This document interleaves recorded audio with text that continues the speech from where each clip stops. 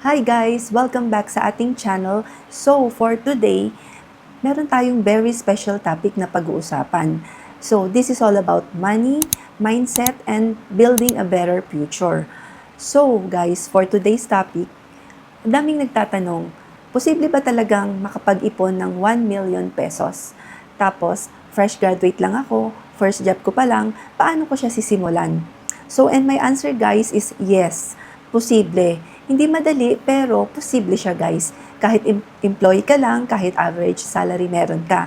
So today guys, I'll share with you how to save your first million in 2026, step by step. So, let's go! So guys, if you are an employee, first job after college, unang-una pag fresh graduate ka, ito ang reality. Hindi ka pa mayaman, tapos hindi pa mataas ang sweldo mo, pero may malaki kang advantage guys at alam nyo kung ano yun yung time. Tapos, ang biggest mistake ng fresh graduate is this. So, ang sabi nila, ay mag-i-enjoy muna ako, bata pa naman ako eh. Tapos, saka na ako mag-iipon pag mataas na ang sweldo ko. That's the wrong mindset. Your first job is not for lifestyle, it's for foundation. So, anong dapat nating gawin? So, number 1, treat your salary as a tool, not a reward. So, hindi porket sumasahod ka na, lahat ng gusto mo, bibilhin mo na guys.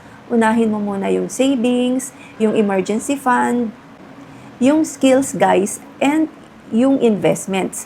So, ika nga, live below your means.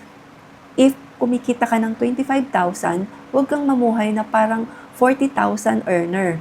Huwag kang makipagsabayan sa mga office mates mo. Remember guys, hindi lahat na mukhang mayaman may ipon. Ito yung expectations versus the reality. So, let's start with expectations. So, expectation number 1, pag-graduate na ako, giginhawa na yung buhay ko. Ang reality guys, entry-level salary, probationary, walang job security, welcome to the real world. Expectation number 2, magagamit ko na lahat ng pinag-aralan ko.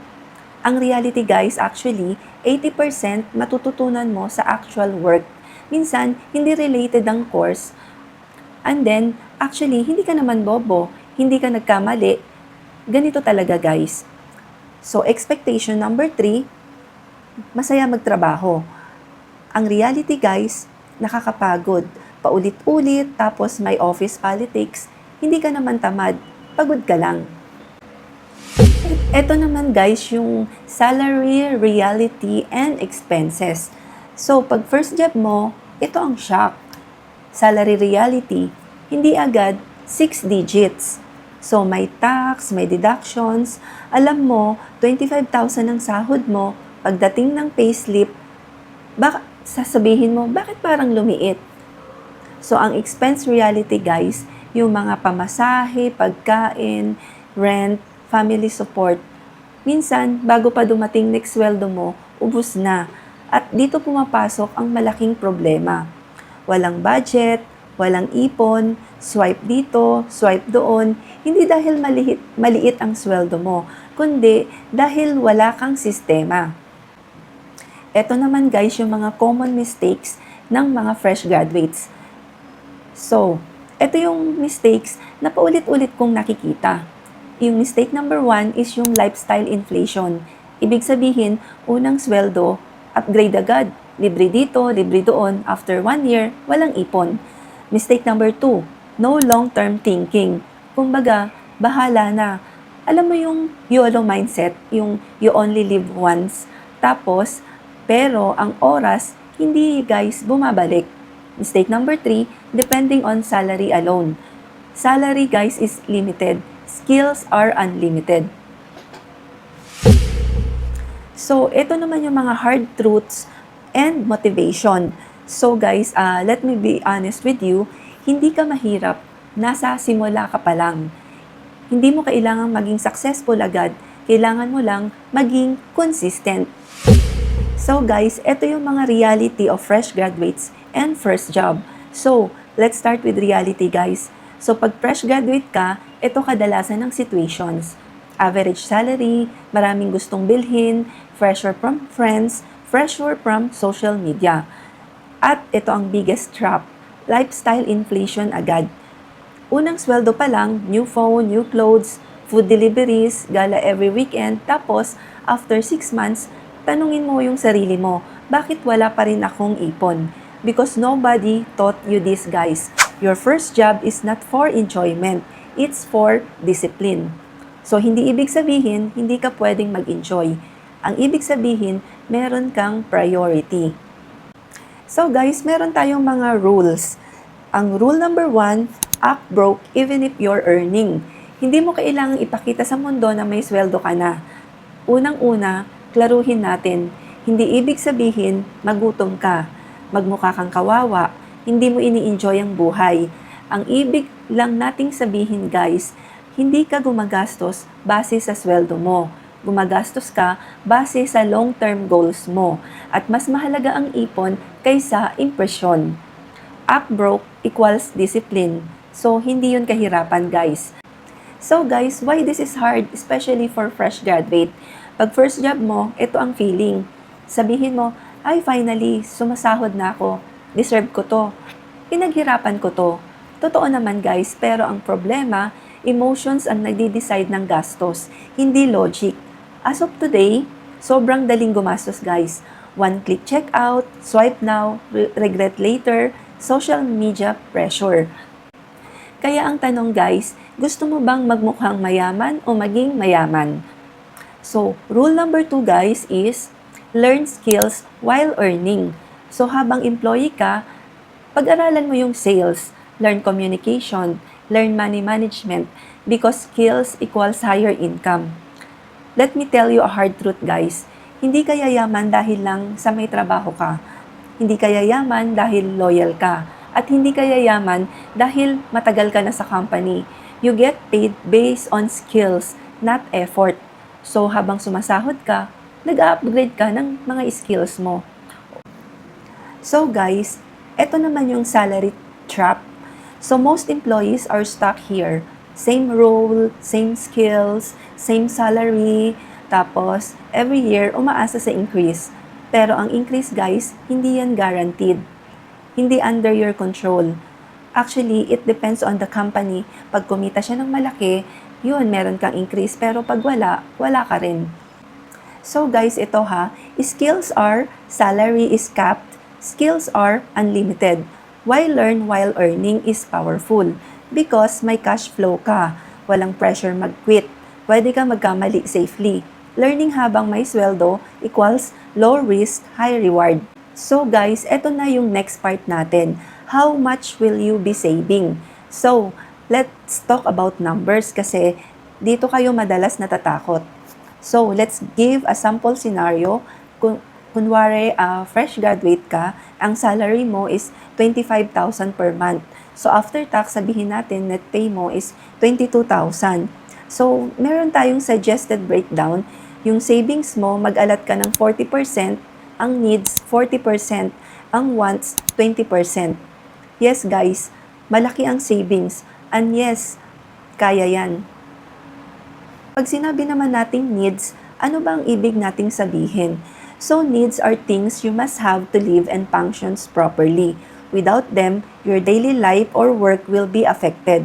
Examples, guys, is yung mga food, housing, rent, transportation, electricity, and water, basic phone and internet para sa work mo. So, needs equals survival. Ano naman yung wants na tinatawag? So, wants are things you would like to have but do not need to survive. You can live without them, guys. So, examples of these, yung mga coffee and from cafes, branded clothes, the latest phone when your old one still works, food delivery, travel for leisure. So, wants equals lifestyles. So, now guys, computin natin yearly. So, halimbawa, yung 40% mo ng 22,000, that's equal to 8,800 for 1 year equals 105,600 per year. So, in 5 years, guys, makakaipon ka ng 528,000. Pero wait, hindi pa tayo tapos. As you grow, syempre, yung salary mo nag-i-increase. Tapos, may mga meron kang mga side hustles and investments. That's how you reach your 1 million. Hindi isang bagsakan lang guys. Combination niya ng discipline plus consistency plus growth. Let's talk about mindset. So, this is the most important part, guys, yung mindset. Kahit anong strategy, kung mali ang mindset mo, babagsak ka. So, let's talk mindset number 1. Meron tayong delayed gratification. So, hindi lahat ng gusto mo, kailangan mong bilhin ngayon. Ask yourself, will this help my future or just my ego? Mindset number 2, hindi ka mahirap, nagsisimula ka pa lang guys. So, stop saying, employee lang ako, hindi ako yayaman. Words have power. Start saying guys na this is just a temporary. And then guys, I'm building my future. So, mindset number 3, be okay with being different. So, habang sila gumagastos, party, upgrade ng lifestyle, ikaw naman guys, nag-iipon, nag-aaral, nag-i-invest. Remember guys, sacrifice now, enjoy later. So guys, sa ginagawa natin to, ano ba yung goal natin? So, hindi ka makakaipon kung wala kang malinaw na goal. So, step 1, make your goal specific. Gusto ko yumaman. Gusto ko makaipon ng 1 million by 2026. So, step 2, break it down. So, yung 1 million divided by 5 years equals 200,000 per year. So, 200,000 divided by 12 months, kailangan mo lang magtabi ng 16,700 per month. Pag maliit na yung target, mas nagiging achievable. Step number 3, emotional why. Ask yourself, bakit ko gusto ng 1 million? Para sa pamilya? Para may freedom? Para hindi paycheck to paycheck? Ang next topic natin guys is investment. Dahil hindi sapat ang savings lang because inflation is real. So ano nga ba yung tinatawag nating inflation? So inflation is when the prices of goods and services increase over time while the value of money decreases. This means you pay more money for the same items, your money can buy less than before. So why inflation matters? So if your salary or savings then does not increase, your purchasing power goes down and your money slowly loses value. So guys, a simple way to remember, inflation equals higher prices, weaker money. That's why saving alone is not enough. Your money also needs to grow. Para dun sa mga beginners, start simple lang guys, like digital banks, high interest savings yon. Invest in mutual funds, MP2 Pag-ibig, index funds. So, habang lumalaki na yung income mo, try mo yung mga stocks, business, side hustles.